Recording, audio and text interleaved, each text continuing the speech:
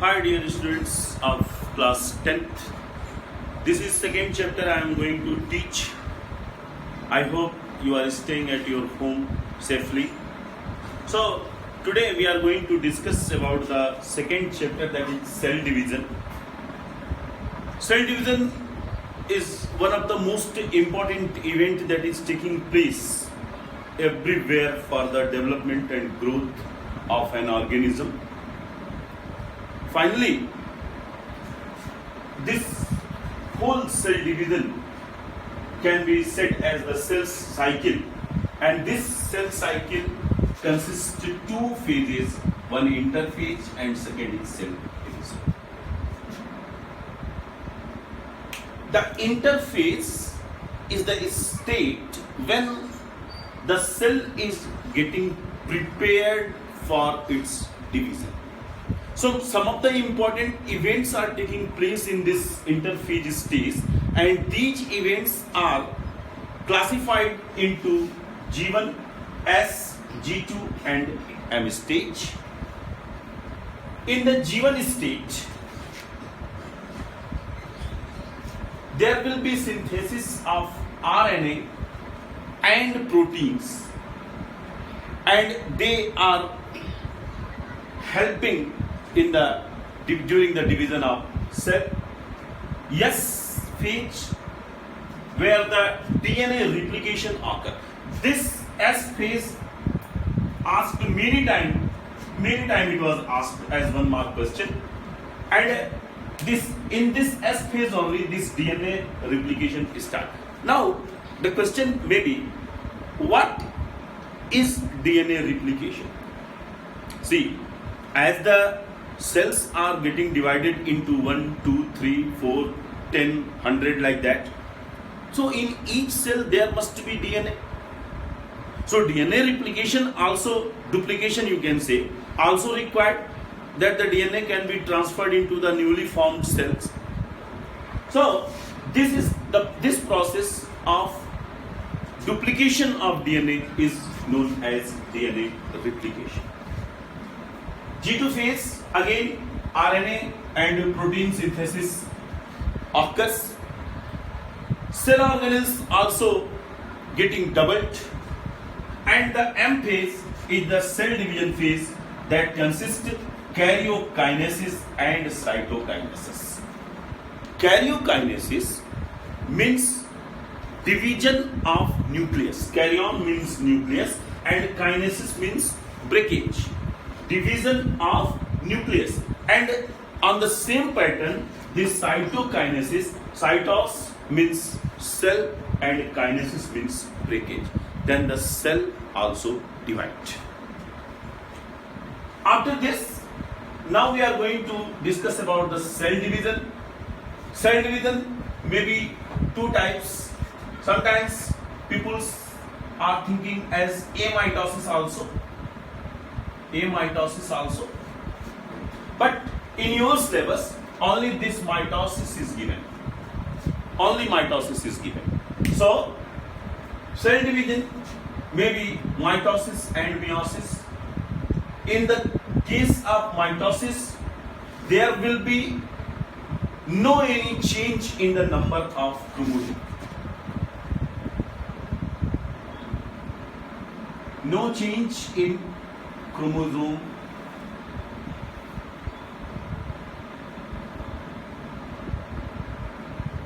number. Secondly, this mitosis always occurs in somatic cells. So what are the somatic cells? Somatic cells are those by which our body is made up of.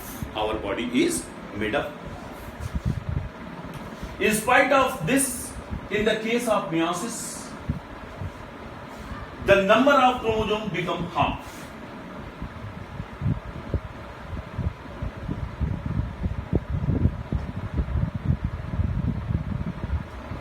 Number of chromosomes become half, and it always occur in the germinal cell. It means germinal cells means ova between the cells of ovary in the case of female,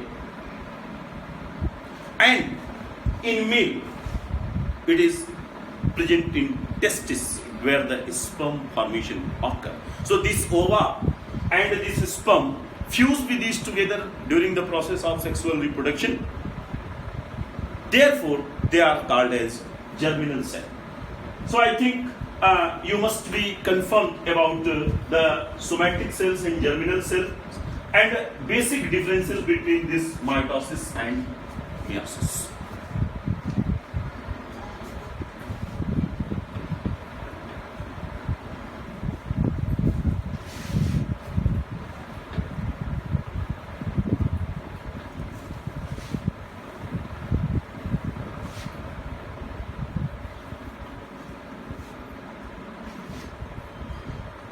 Now we are going to see the process of mitosis, how it is happening.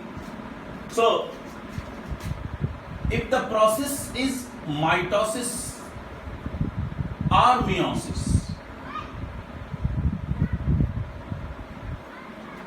it always consists of 4 steps: prophase,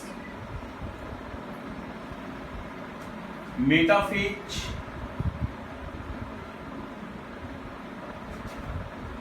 anaphase, and the last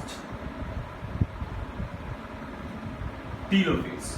If you see in your previous papers of board, sometimes it was asked about its sequence, that how these phases are coming, in which sequence. So the better way is to understand is this: PMAT. This code can be used to understand the sequence of these phases, where P prophase, M metaphase, A anaphase, and T telophase. These 4 steps are common in both mitosis and in case of meiosis. However, meiosis is not given in our syllabus, but mitosis is given. So now we are going to see what is happening in these phases. Okay?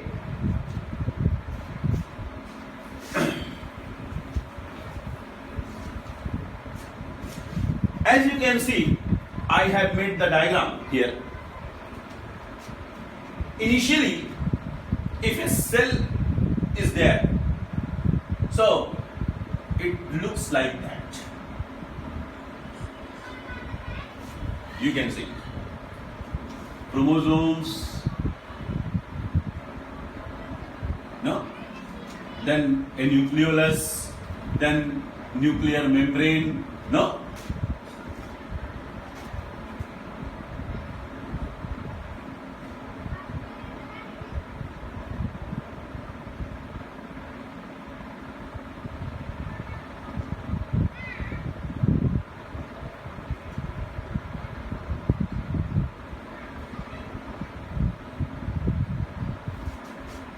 This centriole will be always present in the case of animals, not in the case of plants. So this is the original cell that is going to multiply. So this prophase, you can say that this is the stage of early prophase. Early prophase. And you can say that this is the late prophase. You can see what type of things are there in the late prophase. These characters, on the basis of these characters only, we can see which phase is there. No? So you see, this was the nuclear membrane. You can see this nuclear membrane is disappearing. That's why it is represented in dots. This nuclear membrane. See the shape of chromosomes. They are long, thin. You can see this nucleolus was there. Here this nucleolus is also disappearing, and the centriole was getting divided, and they too are migrating towards their opposite poles, and during this migration they are attached with thin fiber-like structure that is known as astral ridge. So what are the things that we can see in the prophase? Number one, nucleolus, nuclear membrane disappear. Number two, chromosomes are thin and long. Number three, centriole divide and migrating to the opposite pole.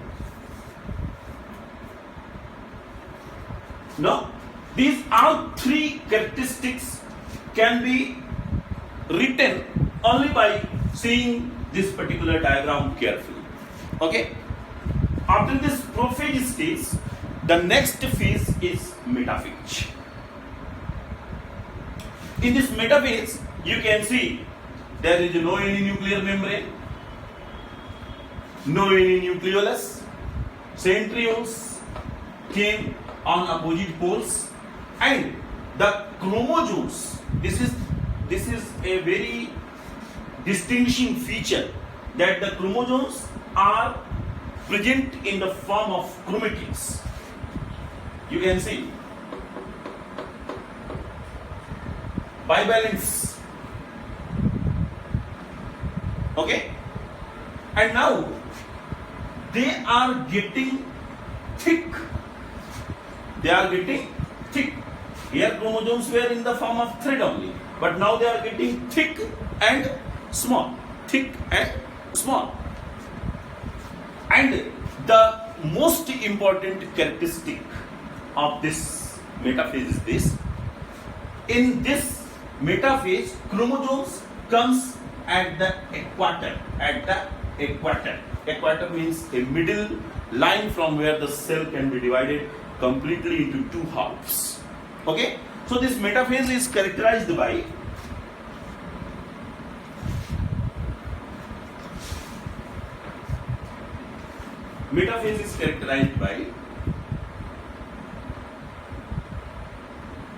chromosomes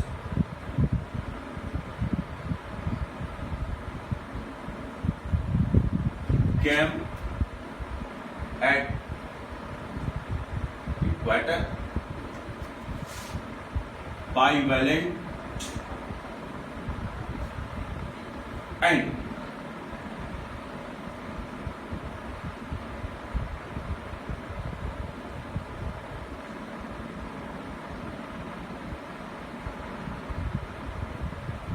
these three features also can be written by seeing the diagram on.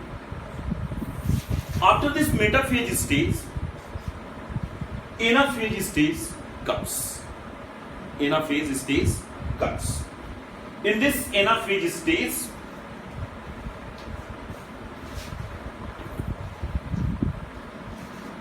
chromosomes are moving towards the opposite poles.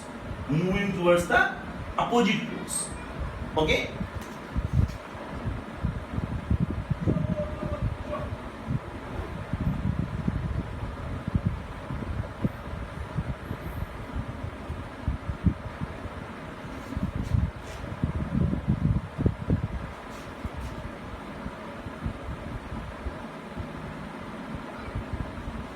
Moving towards the opposite poles. Further, there will be formation of nuclear membrane, nucleolus starts, and the last phase is the telophage.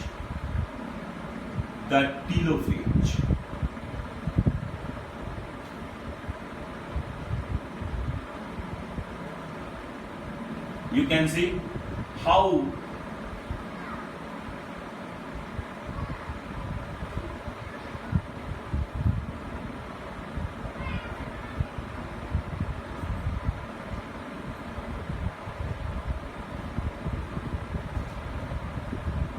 nuclear membrane formed. Again, chromosomes are thread-like. Nucleolus appear, and a cell plate will be formed. Cell plate formed.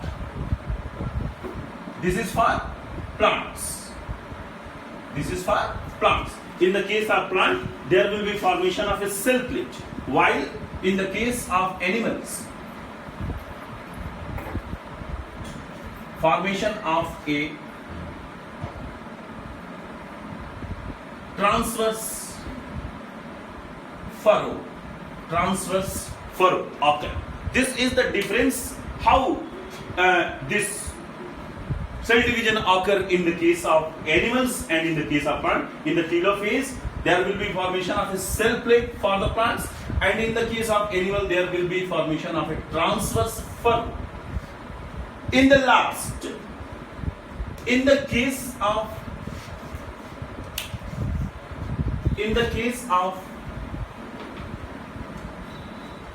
meiosis and in the case of mitosis, number of daughter cells are different. In the case of mitosis, number of daughter cells will be 2, while in the case of meiosis, number of daughter cells will be 4. This is going to be another difference between meiosis and mitosis. Now we will study about the significance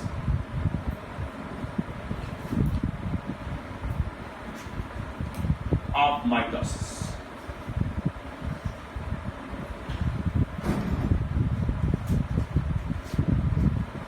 Because there is no any change in the number of chromosome, and it occurs only when there will be asexual reproduction. Therefore, no any change in the character of species. Character change will occur only when there will be sexual reproduction, and where there will be sexual reproduction, there must be meiosis. No, but in mitosis, no sexual reproduction is required. Therefore, no change in the character of the new species. Secondly, this process is good for maintaining